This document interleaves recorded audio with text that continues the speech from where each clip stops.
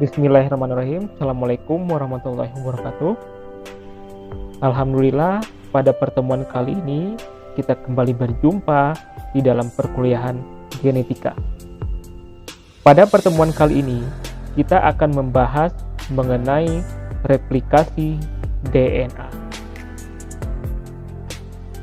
Adapun CPMK untuk materi replikasi DNA yaitu mahasiswa diharapkan untuk mampu memahami konsep materi genetik meliputi genetika molekular seperti kromosom, DNA, RNA, dan gen, serta replikasi DNA, transkripsi, dan translasi.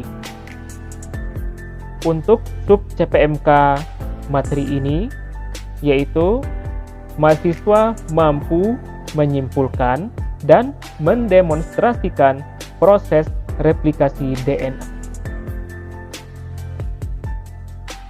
Baik, kita akan langsung masuk ke materinya.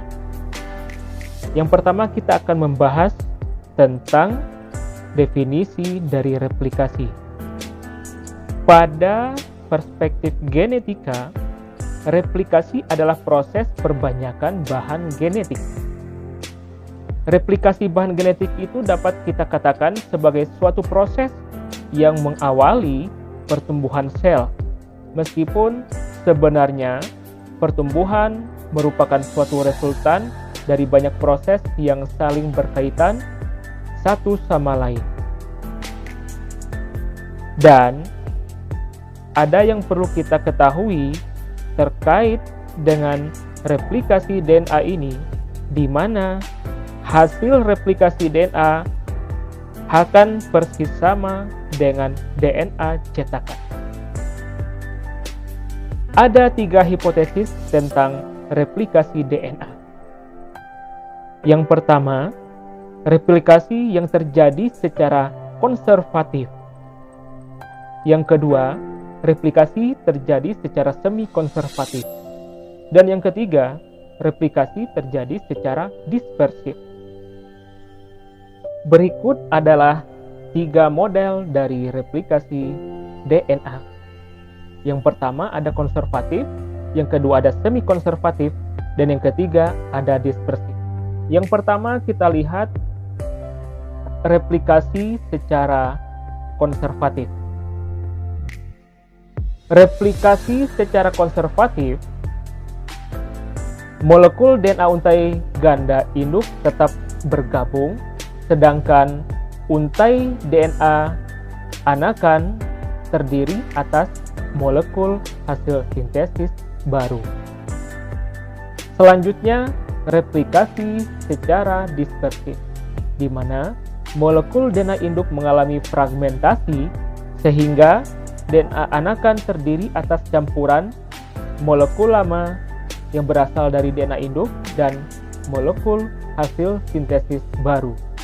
Selanjutnya, mekanisme replikasi terjadi secara semi-konservatif, di mana setiap molekul untai ganda DNA anakan terdiri atas satu untai tunggal DNA induk dan satu untai tunggal DNA hasil sintesis baru.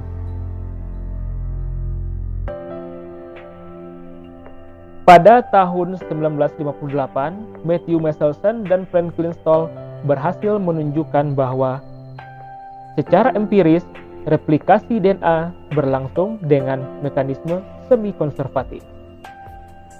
Berikut kita lihat dari hasil penelitian atau eksperimen yang telah dilakukan oleh Meselson dan Stoll dengan memanfaatkan bakteri Escherichia coli sebagai objek eksperimennya, dan hasilnya menunjukkan bahwa pada proses replikasi DNA itu terjadi secara semi-konservatif. Selanjutnya kita akan melihat bagaimana mekanisme replikasi DNA. Replikasi DNA diawali dengan pemutusan atau denaturasi ikatan antara untai DNA yang satu dengan untai DNA komplementernya yang terjadi secara enzimatis. Denaturasi awal terjadi pada bagian DNA yang dikenal sebagai daerah ori atau origin of replication atau titik awal replikasi. Untai DNA membentuk struktur yang disebut garpu replikasi. Berikut kita lihat pada gambar di sini. Ini merupakan proses dari pemutusan ikatan DNA yang menghubungkan DNA yang satu dengan komplementernya. Pada bagian ini, pemutusan dilakukan oleh enzim DNA helikase, tepatnya pada bagian yang kita namakan dengan titik ori, yang ada di beberapa bagian dari suatu untai DNA yang akan direplikasi. Proses replikasi DNA terjadi secara bidireksional atau dua arah, dimulai dari sisi 5 aksen menuju ke 3 aksen.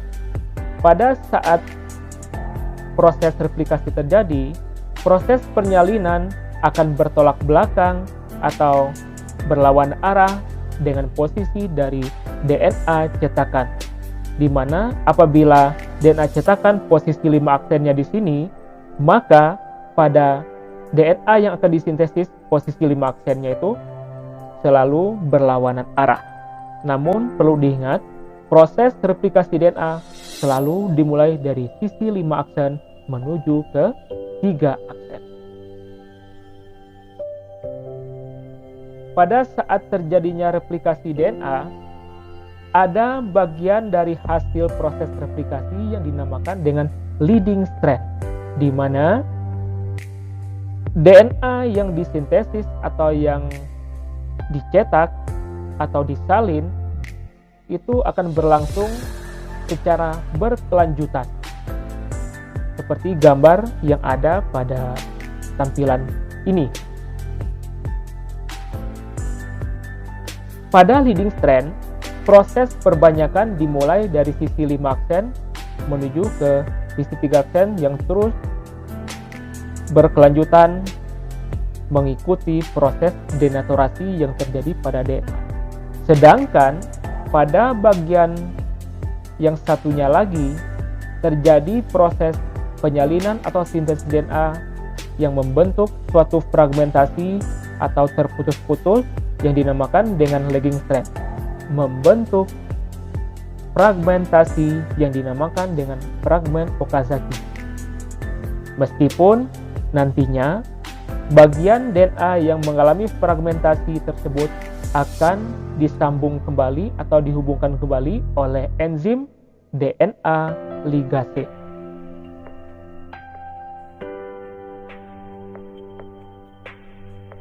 Tahap-tahap replikasi DNA. Yang perlu kita ketahui, tahapan replikasi DNA secara umum ada 5. Yang pertama, denaturasi atau pemisahan untaian DNA induk. Yang kedua, inisiasi sintesis DNA atau proses mulainya sintesis DNA. Kemudian pemanjangan untaian DNA yang dilakukan oleh DNA polimerase. Kemudian proses ligasi atau penyambungan fragmen-fragmen DNA. Dan yang terakhir adalah terminasi sintesis DNA. Pada slide ini dapat kita lihat bahwa secara singkat dari proses replikasi DNA. Yang pertama, DNA helikase dia akan memutuskan ikatan double helix yang ada pada DNA parental. Selanjutnya, protein SSB atau kita kenal dengan single strand binding protein akan melekat pada bagian DNA tersebut yang bertugas untuk menstabilkan DNA parental yang telah mengalami pemutusan atau denaturasi. Selanjutnya, pada tahapan ketiga, the leading strand dia akan disintesis secara berkelanjutan dari sisi 5 aksen menuju ke 3 aksen yang dilakukan oleh enzim DNA polimerase. Pada bagian keempat atau bagian selanjutnya,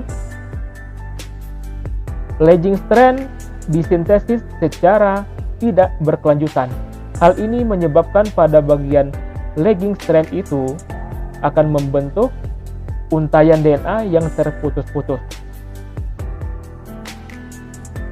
Primase akan mensintesis RNA primer yang pendek, yang mana nantinya akan dilanjutkan oleh DNA polimerase untuk membentuk fragmen Okazaki.